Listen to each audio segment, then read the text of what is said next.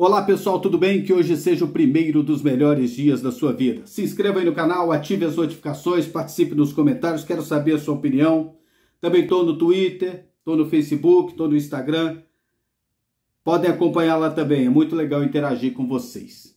Vou falar do acesso do Goiás à Série A do Campeonato Brasileiro, que tem que ser bastante comemorado, mas até certo ponto. Calma que eu vou explicar. Porque eu vejo que o Goiás é um time da Série A do Campeonato Brasileiro. E quando vai para a Série B, é como uma pessoa que vai para o hospital e que fica internada. Aí quando volta para casa é aquela alegria, é aquela felicidade, com os amigos, com os familiares e a pessoa voltando para casa. Então o Goiás, indo para a primeira divisão, ele está voltando para sua casa. Tem essa alegria. E o Goiás é um time acostumado a participar da elite do futebol nacional desde 1973. Aí a gente conta aqui 94, 99, 2012, 2018, 2021. 5 participações aqui, ó, 5 acessos. E a maior parte da história do Goiás está na elite do futebol nacional. Participação destacada no Brasileirão de 83, de 96, semifinalista, de 2005, terceiro colocado, pontos corridos, participações em Libertadores, participação em Sul-Americana, tricampeonato do Centro-Oeste, pentacampeonato. É nisso que o Goiás tem que basear a sua história. E esses retornos, eles fazem parte da história de qualquer time. Qualquer time está sujeito a isso. Mas se o Goiás puder evitar o resto da vida, isso aí que evite. Porque a participação na Série B não faz parte da história do Goiás. E essa participação em 2021, ela tem pontos importantes que eu gostaria de colocar. Formação do elenco, participação destacada de alguns jogadores, que eu vou colocar aqui nesse vídeo, e a recuperação da torcida. Primeiro eu vou para a formação do elenco. É impressionante o tanto que o Goiás teve de aproveitamento na contratação de jogadores. Quase todo mundo deu certo. Você pode tirar uma ou outra exceção. O Goiás montou um time, gente, há 4 semanas de começar o campeonato.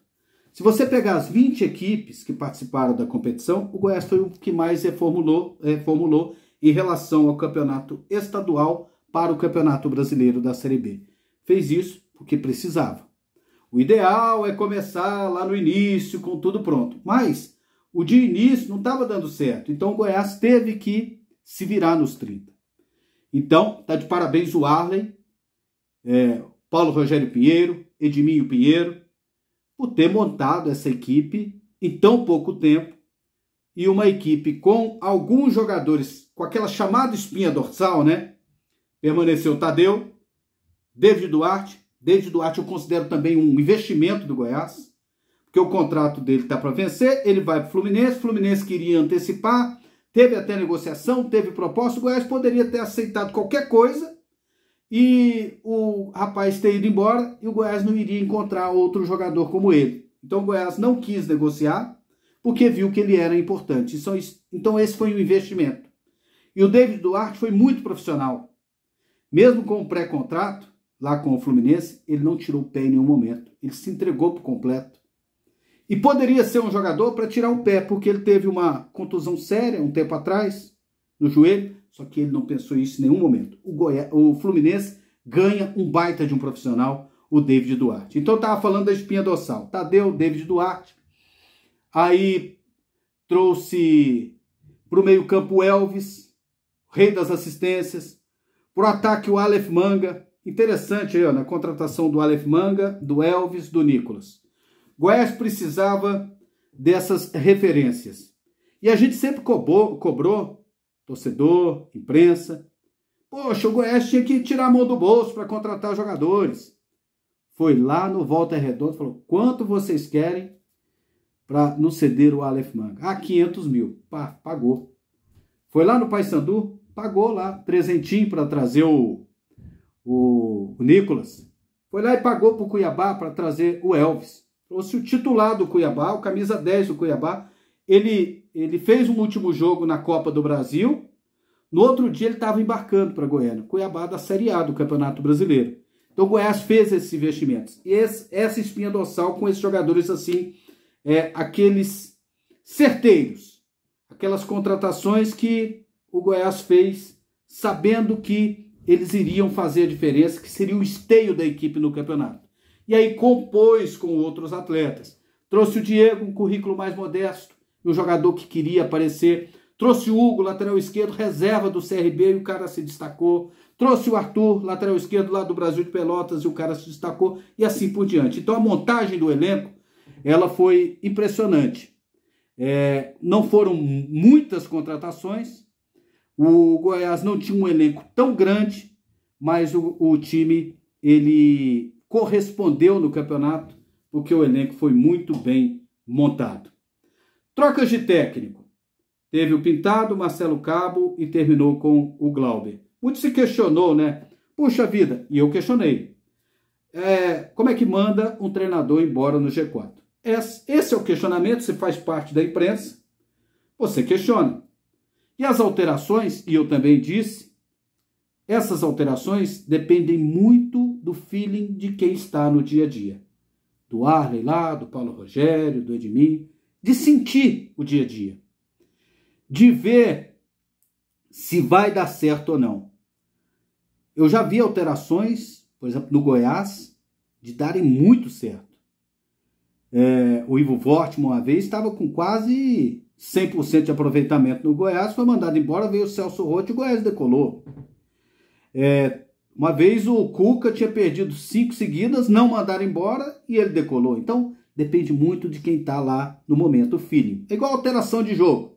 O técnico coloca 2 jogadores, um dá assistência e outro faz o gol. Poxa, que alteração boa. Aí os caras não jogam mal. Você mexeu mal? Então é isso, faz parte da discussão do futebol. Então o Goiás viu que tinha que trocar e acabou dando certo no final. E o Glauber, ele que tinha trabalhado com os 2 técnicos, ele viu que precisava dos 2 últimos, que ele poderia ajustar, fez os ajustes e o time acabou chegando ao acesso. De parabéns também ao Goiás com essas decisões que acabaram fazendo com que o time chegasse à Série A do Campeonato Brasileiro. E o outro ponto que eu gostaria de colocar é em relação à recuperação do torcedor no estádio. A torcida do Goiás estava extremamente desanimada ao mês de começar o campeonato, no Campeonato Goiano, quando foi 9º colocado. Já estava desanimada antes com o rebaixamento. A torcida não queria saber mais da equipe. E esse foi um ponto que o presidente Paulo Rogério ele conseguiu resgatar esse torcedor praticamente à unha, né? Um por um. Na rede social, conversando diretamente com os torcedores, e os torcedores vendo o trabalho no dia a dia. E aí, quando abriu o estádio, dando condição, conforto para esses torcedores, modernidade desde a catraca, os preços acessíveis no bar, isso foi cativando o torcedor. E aí, um conta para o outro, e aí o torcedor voltou para o estádio. E olha que eu conheço gente que não ia no estádio há muito tempo.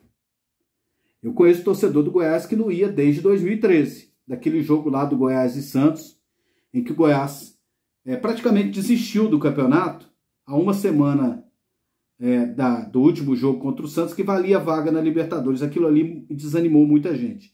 Então, o que o Goiás mostrou esse ano foi que ele deu esperança ao seu torcedor de pensar grande, de bater no pé, que era o time que iria subir, e subindo é um time que vai dar alegrias no ano que vem. E o torcedor acabou abraçando essa ideia, e é por isso que no último jogo adquiriu todos os ingressos, e se coubesse mais gente no estádio, mais gente iria. Então são esses os pontos que eu considero importantes no acesso do Goiás à Série A do Campeonato Brasileiro, e que não volte mais à Série B.